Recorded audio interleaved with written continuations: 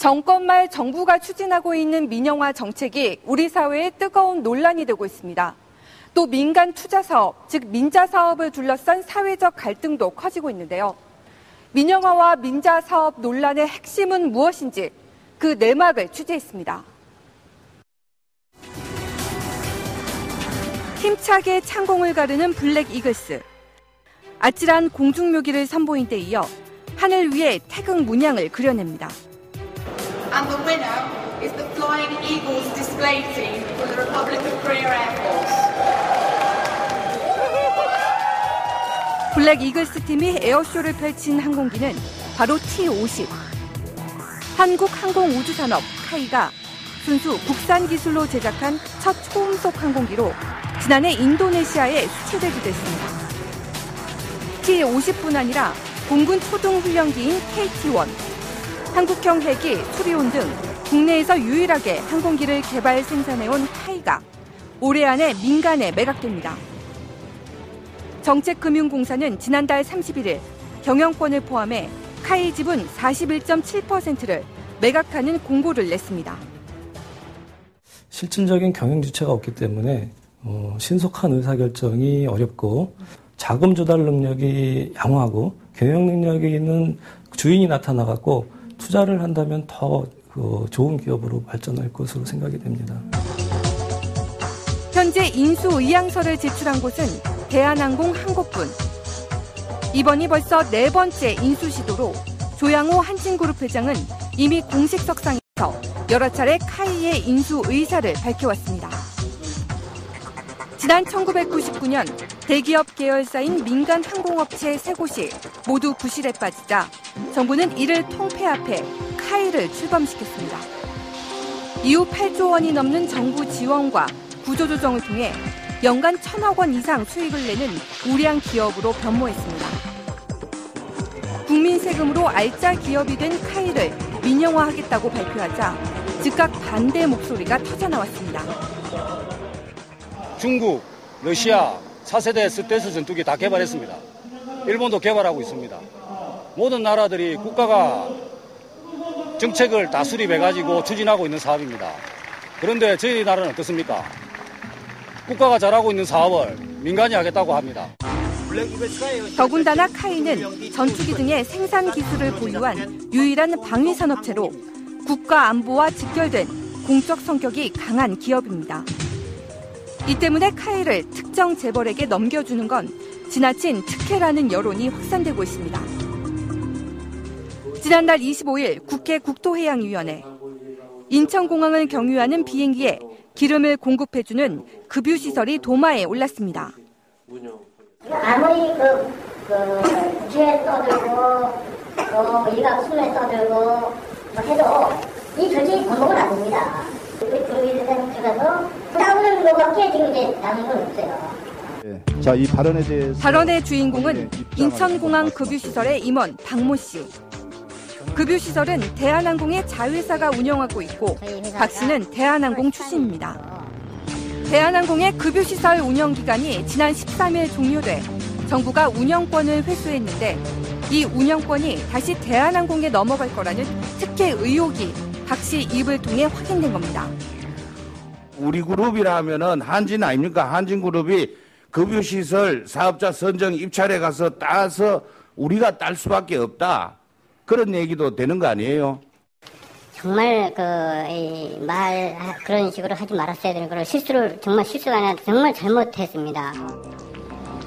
급유시설은 국가 차원의 관리가 필요한 공항의 핵심 시설로서 국제기관인 한국개발연구원 KDI도 특정 기업보다는 공공부문에서 소유, 운영하는 것이 바람직하다고 권고했습니다.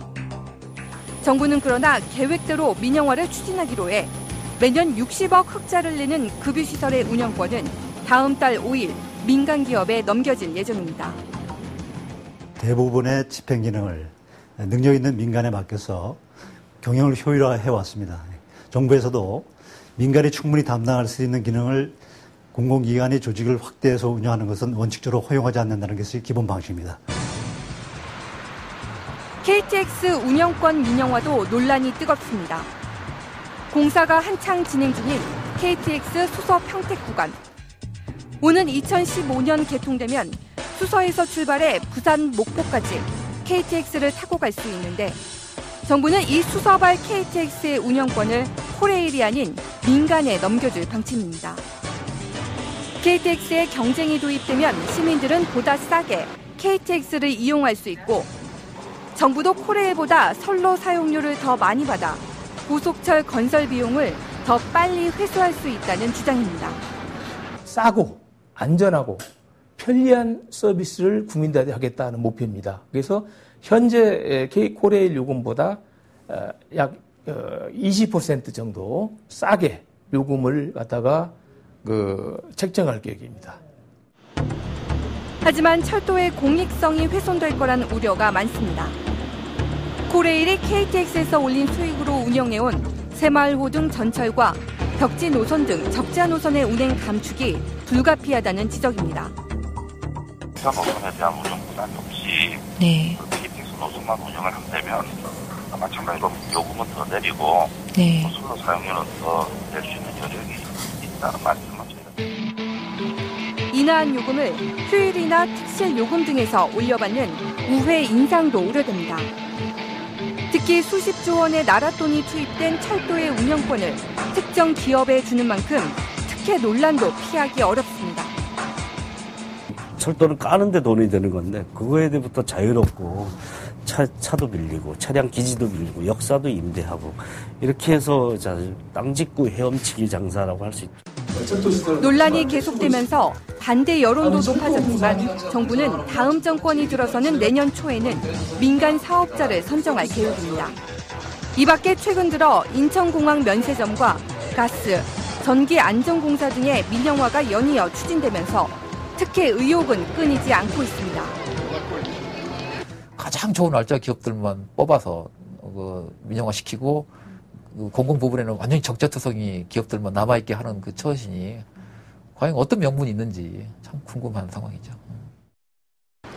정부나 지자체가 맡아온 공공사업을 민간 기업에 넘겨주는 방식에는 민영화와 더불어 민간 투자 사업이 있습니다. 이 민자 사업 역시 공적인 역할과 책임 측면에서 여론의 따가운 질타를 받고 있습니다. 서민의발 지하철. 서울시 최초의 민간 자본으로 건설된 지하철 9호선이 개통 3년 만에 큰 위기를 맞았습니다.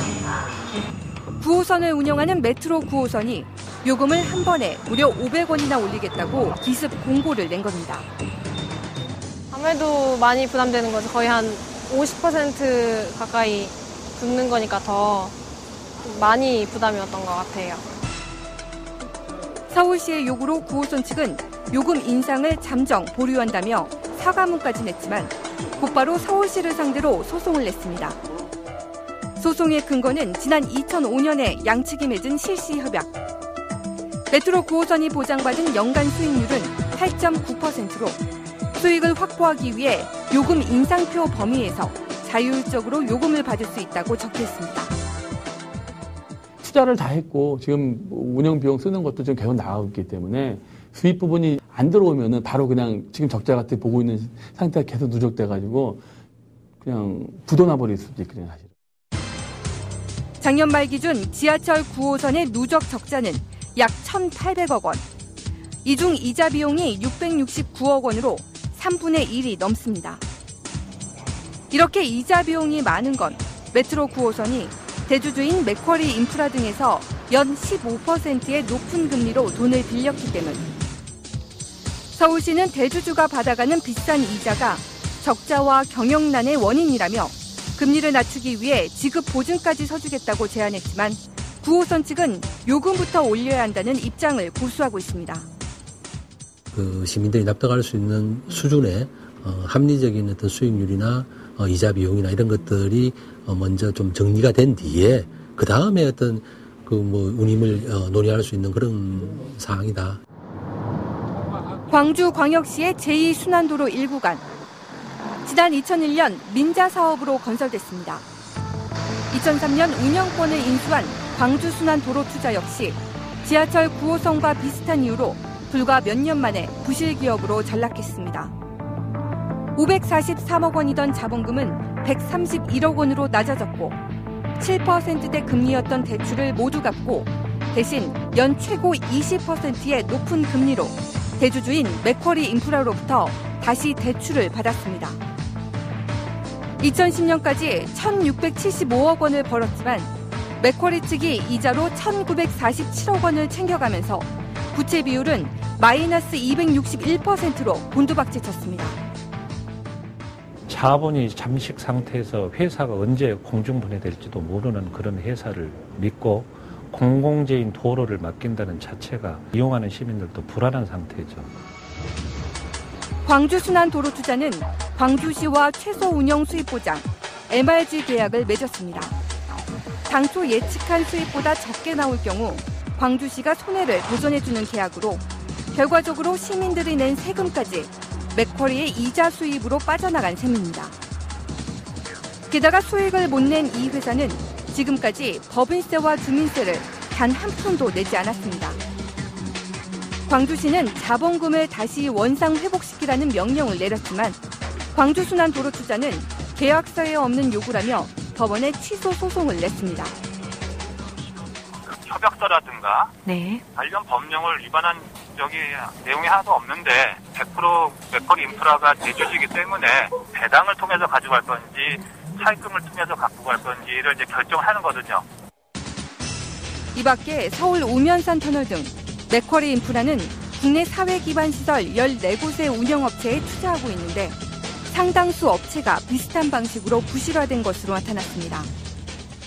맥쿼리라는 모기업이 이런 이제 운영업체라는 이 아들 기업을 사실 빈껍데기로 빈털터리로 만들어버린 거죠. 사실상의 수입은 발생함에도 불구하고 맥쿼리 같은 이런 이제 이 최종적인 투자자들한테 수익이 다 빨려나가 버리기 때문에 여기는 빈껍데기가 더. 불법은 아니라 해도 공적인 사회 기반 시설의 운영자로서 도덕성 논란은 피하기 어려워 보입니다.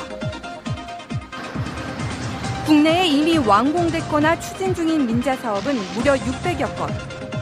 민간 기업들의 경쟁을 통해 실제로 얼마만큼 효율성이 확보됐는지 이젠 되짚어볼 시점이라는 지적이 제기되고 있습니다. 공공부문을 민간에 넘기려는 움직임이 특히 최근 임기 말에 집중 추진되면서 국민들의 불신은 점점 높아지고 있습니다. 정권 임기 말에 갑자기 무리해서 추진한다. 그걸 왜 그렇게 무리해서 추진할까 하는 데 대해서는 나쁜 선례를 떠올리지 않고서는 도저히 납득이 되지 않기 때문에. 얼마 전 구속된 미래저축은행 김창경 회장이 검찰 조사에서 이상득 전 의원에게 민영화되는 알짜 공기업을 인수하거나 투자할 수 있게 해달라며 3억 원을 건넸다는 진술이 알려지기도 했습니다. 공공부문의 안전성과 민간 부문의 효율성, 어느 쪽이 모범 답안에 가까울지는 업종 특성에 따라 경제 환경의 변화에 따라 달라질 수 있습니다. 하지만 정답을 찾는 고민의 시작에는 국민의 신뢰가 그리고 그 끝에는 국민의 이익이 있어야 한다는 점은 달라지지 않습니다.